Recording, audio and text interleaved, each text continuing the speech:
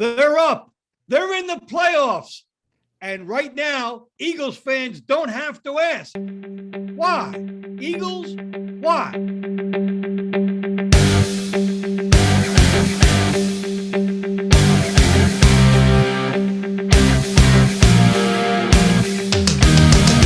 Hi, everybody. Welcome to Why Eagles Why. This is Dave Bontempo, and I'm with Bill Gelman and Pete Amato on location at Live Casino Hotel in Philadelphia as excitement builds for the Eagles and Tampa Bay Buccaneers in the first round of the NFL, shall we say, Jim Mora, playoffs. Playoffs? How are you guys? How's the scene there? Good. We opened the place up, I feel like. Yeah, it's nice though. It's a great place, great location. So on your way in, you stop, you place your bet, and go watch the game. Yeah, you're inside then. That FanDuel Sportsbook at Live Casino will be humming with Eagles fans and bettors as this game is Sunday. We break up our show into 4 quarters, so please hit like and subscribe to be notified about future videos. All right, guys, when I looked Sunday night, as soon as they posted that Eagles-Bucs game, FanDuel had this at 7 points for about as long as you could say Tom Brady. It shot up to 9, 8.5. What do you guys think of that perspective and that line? And from what you're seeing and talking to people, how is that as a gauge for this game? I wasn't surprised it shot up, especially if you look at the last game Tom Brady faced against this defense. He basically ripped us apart. I mean, he did what he wanted, which he usually does to most teams that are not great teams. I still wouldn't consider this Eagles team great.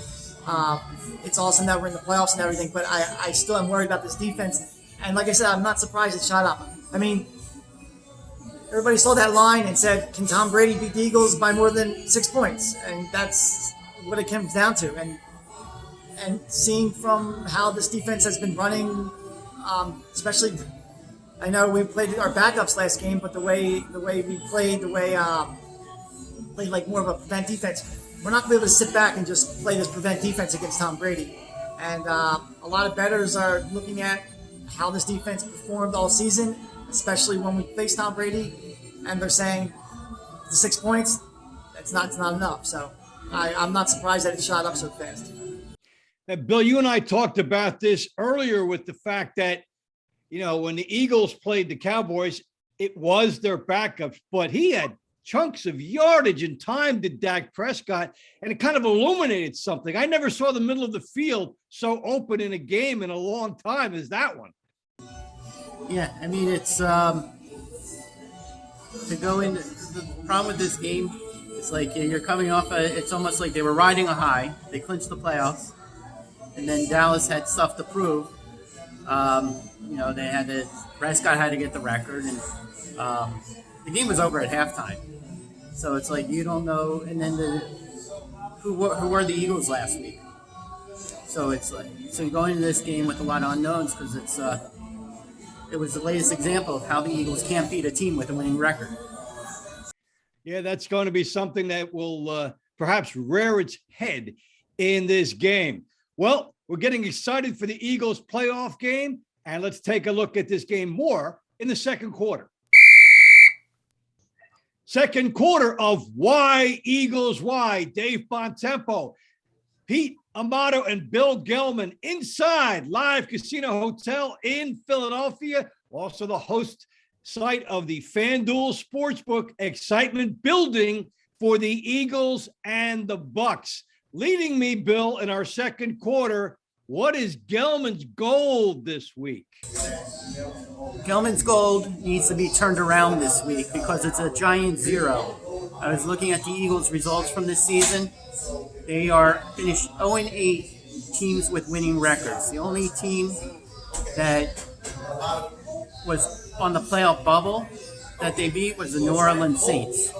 Other than that, they beat Washington twice, Giants once, Jets once, Carolina. None of these teams have that wow factor. And one of those wins, one of those losses came against Tom Brady when they got themselves into a 28-7 hole, which come playoff time, it's sudden death. You only get one chance at this. So, this should be motivation. Hey, let's show the world that we are a playoff team. Let's show the world that we can beat the defending Super Bowl champs. But the Eagles keep digging themselves in holes. So, what is us fans supposed to think? Do they have what it takes to beat a good team? That's right, because the Eagles have been playing bad first halves and then coming on gangbusters in the second half, but against a team like Tampa Bay, that is not the formula. Now, the game you're referring to, the Eagles eventually lost 28-22, but they showed flashes in that game that the running game may eventually show up, and it did. Now, I'll start this next part with you, Pete. The Eagles have the leading rushing totals in the league, doing a great job running the ball off the left side. The playoffs are known for adjustments. Defensive coordinators may overload that part of the field to try and take that away from the Eagles. You can almost expect it. So what happens from an Eagles perspective if Tampa Bay does that? Well, that's why we have, 3-4 solid running backs. I think we're going to have to use them all. I think we're going to have to use many two running back sets to kind of throw the Tampa Bay defense off if they do load up on the one side. You have two really good starting running backs. You have Sanders and you have Jordan Howard. You can go either way with that. Jordan Howard is more of a power back. Sanders is more of a kind of like a shifty back, but both have been known to do other things too. So it's not. And also you have Boston Scott and you have Gainwell as your scat back. So I feel like we have the tools to kind of mix up our offense and mix up our run game. I think, like you said, we have to stick to this is a run offense. This is a run first team. And we have to stay a run first team. Even if it doesn't work right away, Sirianni can't go to the old passing playbook where he makes Jalen Hurts beat the Tampa Bay Bucs, because that's not going to happen. The Bucs have a pretty good defense, passing defense. So I think they need to stick to the run game. They need to mix things up by doing a maybe 2 wide receiver set, maybe even a 3 wide receiver set where you have Gainwell out as wide out. And another thing is Goddard is going to be a huge part of this game. He has to be a huge part of this game. Devontae Smith is probably going to be locked down. We don't really have any other receivers that we can rely on besides Smith. So I think Goddard has to be circled in the playbook this week to kind of keep the Tampa Bay Bucs defense on their toes. So do you guys see this as the Eagles working the ball to the other side of the field and maybe doing some play action and tossing back to the right side, or shifting things? What would be the adjustment that you would see the Eagles make if they just take that part of the field away? I think definitely play action. They're going to have to use a lot of play action, especially if they're down. Especially if they're down early, they're known as a running team, so play action will work right now. We're probably number one rushing offense in the NFC right now. Yeah. So play action should work, and we're going to have to go and load up on the other side. I hope Sirianni. I think he is. I think he should be preparing for teams to load up on that left side.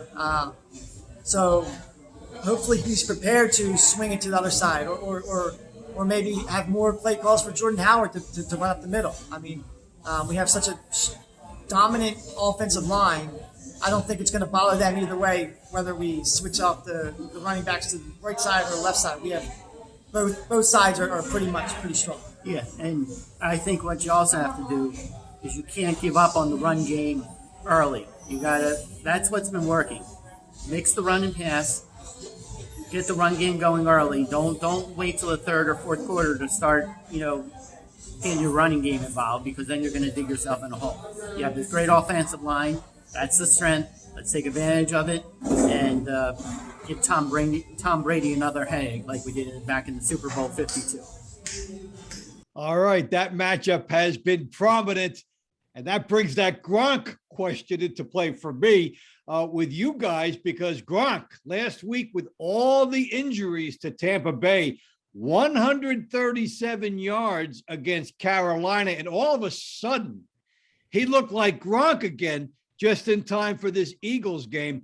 It seemed like he turned back the clock about 10 years watching him in that game. And that you have to think that Brady's going to want to go to him with all the injuries that they've had on that team. Yeah, definitely.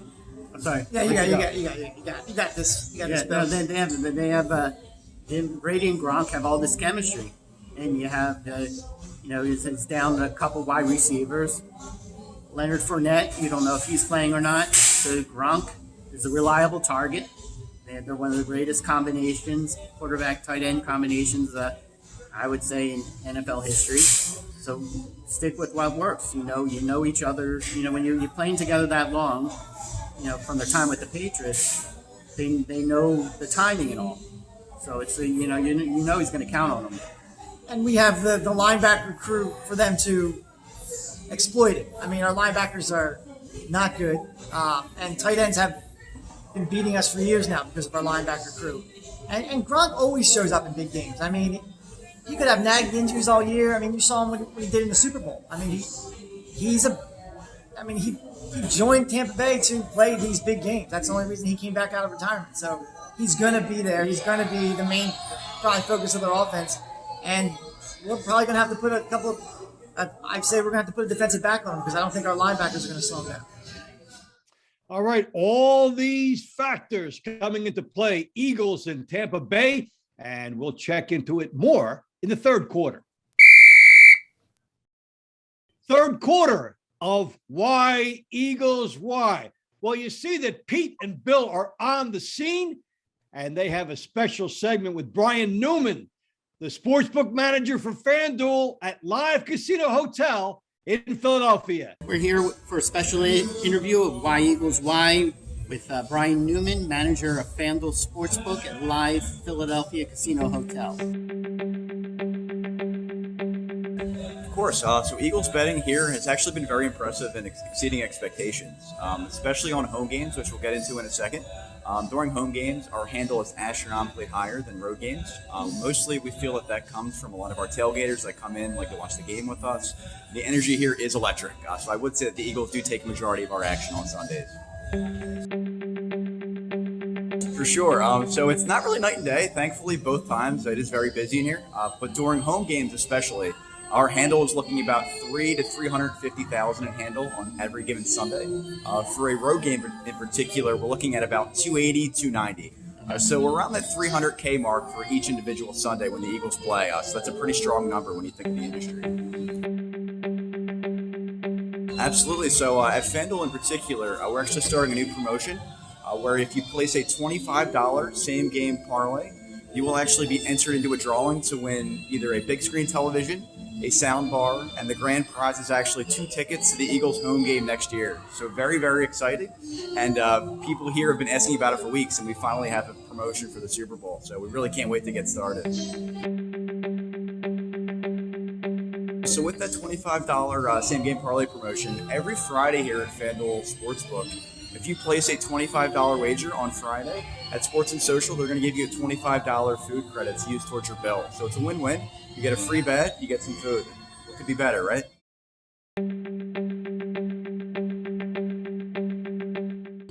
So at the moment, right now, the biggest liability for the sportsbook is the LA Rams.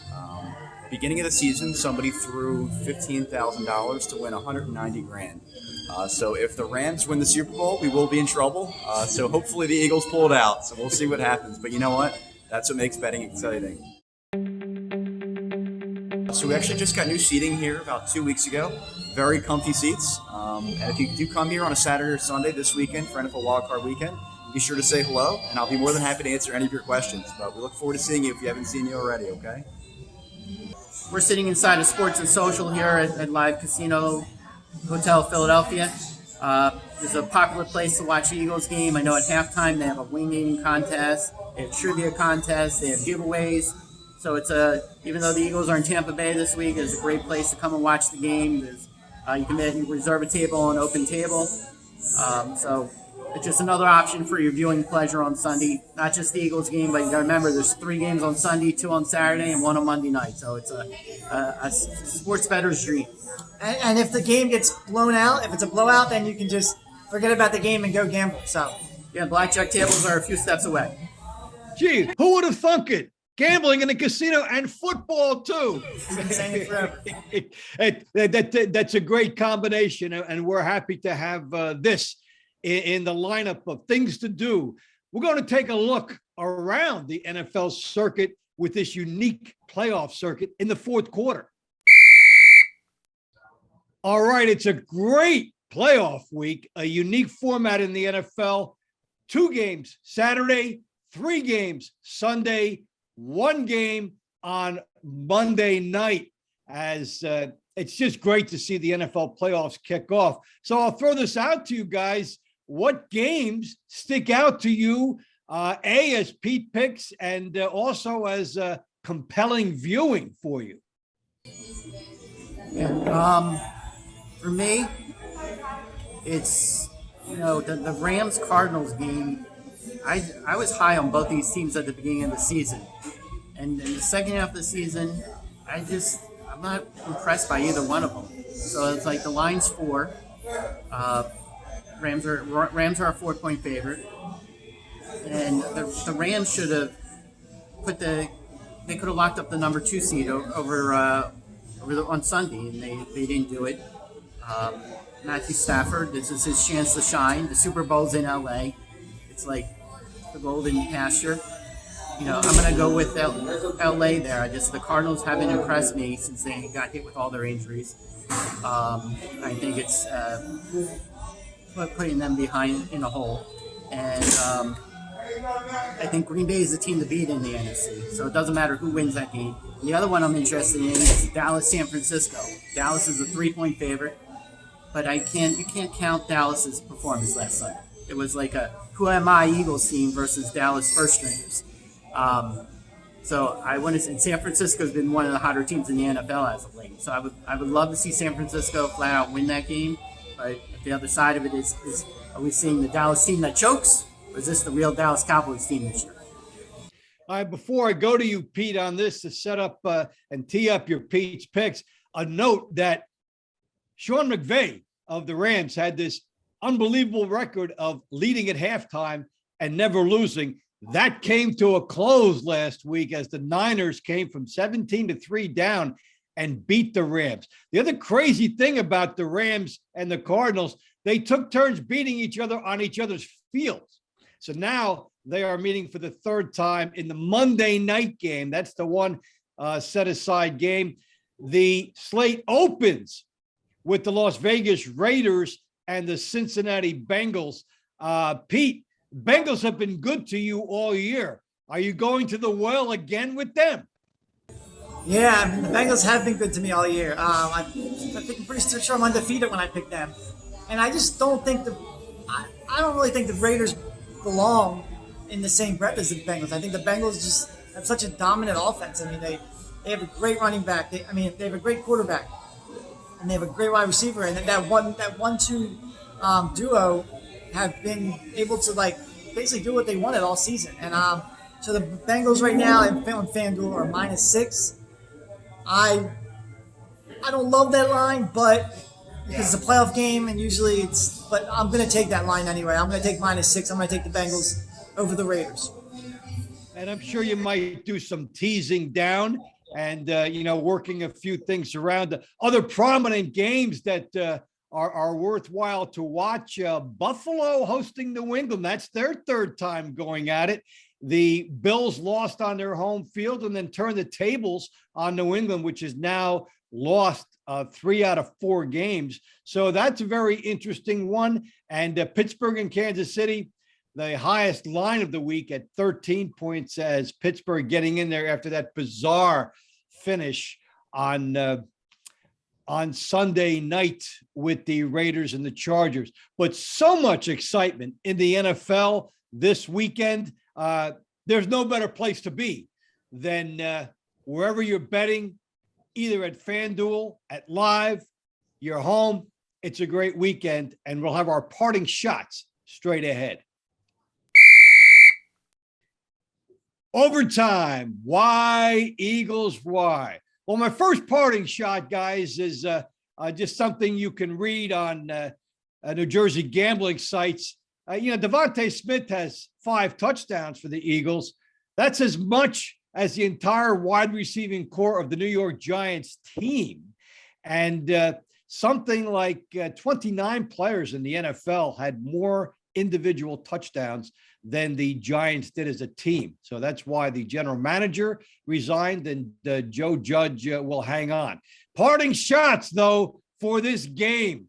Go ahead, Pete and Bill, your thoughts.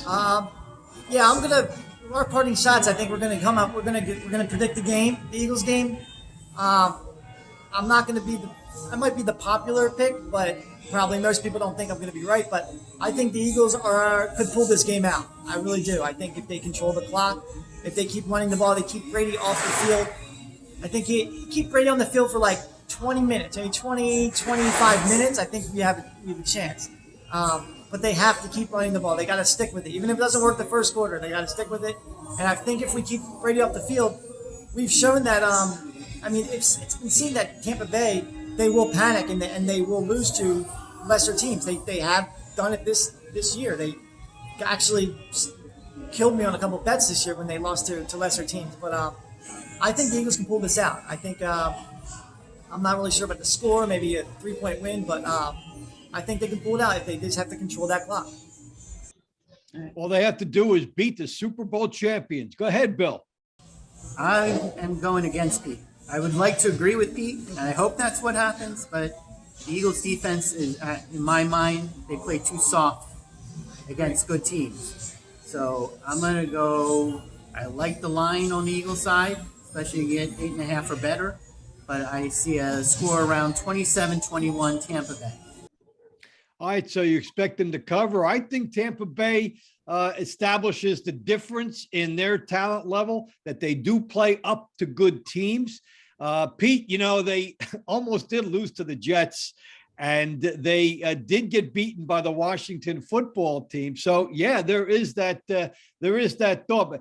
But hey, is this a coming of age performance, or is this going to be something where next week we say, why, Eagles, why? Thanks for joining us.